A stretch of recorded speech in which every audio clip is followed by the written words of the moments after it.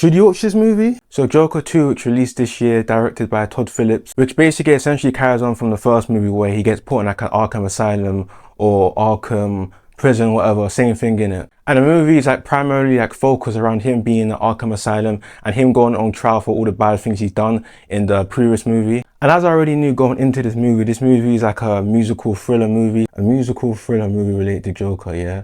How the hell is that gonna work? But you know, I'm willing to give things a try in it, so I was kind of like, let me just give it a go, see how it is, and you know, it might surprise me in it. Bro, this movie was trash, man. But let me get started with the positives first. Not a lot of positives, but still. So yeah, starting off with the positive, I really like the actors in this movie, primarily Joaquin Phoenix or Joaquin Phoenix. I don't know how to pronounce his first name, but let's just call him Phoenix. I wasn't really too fond of them making a Joker movie from the get-go in it, but I do believe that he does a great job at portraying, I guess, a disturbed character. And I never questioned his type of acting. I know he's well known as an actor and he's known for being, you know, a great actor. I feel like for what the script was and what he had to do, I feel like he done like a good job in it for the most part. So I don't really have too much to say about his acting. If anything, it kind of got me through the movie, if I'm being honest. And also we have Lady Gaga in this movie. He's known for being like a musician mainly, but she's also an actor at times as well. And I thought she was great in this movie. Obviously she's playing Harley Quinn in this movie. This movie is primarily focused on Harley Quinn and, you know, the whole Joker relationship, how, you know, him meeting Harley Quinn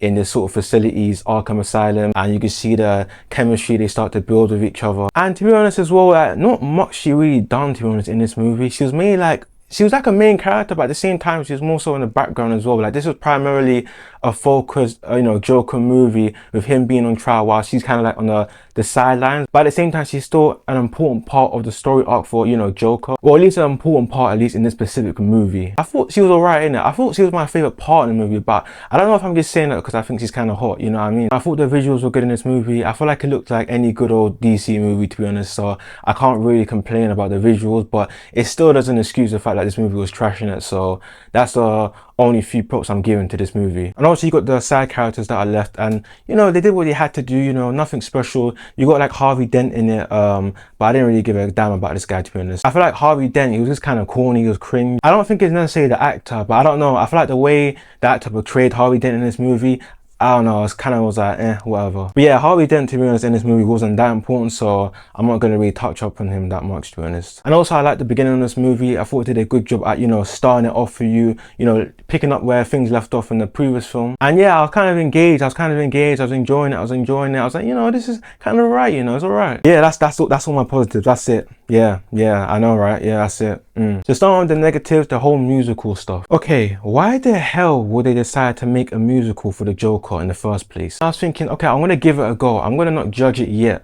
You know, watch the movie, give it a go first, right? But yeah, I'm just watching the movie, yeah, and then when they're trying to be serious and when they're trying to have like a serious scene, they just start singing. I'm like, what's going on? Like, why do we need to see this stuff? And at least to me, it just came across as really cringy, and it kind of just took me out of the movie because I'm like, it's one of the things where, are you trying to be a musical or are you trying to make a Joker movie? Which is it? Like, make up your mind. It just didn't work. It just did not work. It was just so corny and it wasn't great, man. It wasn't great, man. It really wasn't great. Like, I feel like it took away from what the story could have been.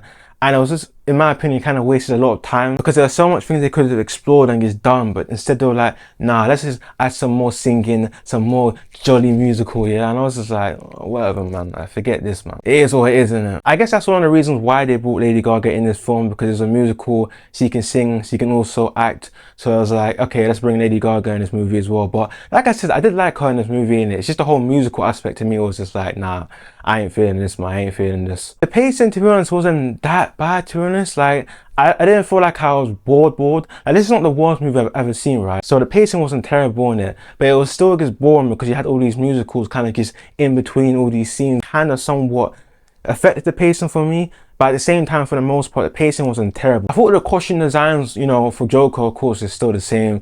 I don't really have too much of an issue with it. I do like the look, to be fair. It's somewhat, you know, different. I like it. It's alright. It's alright. Harley Quinn, it was somewhat basic as well. Nothing too fancy. You know, a bit of face paint, dyed her hair and stuff.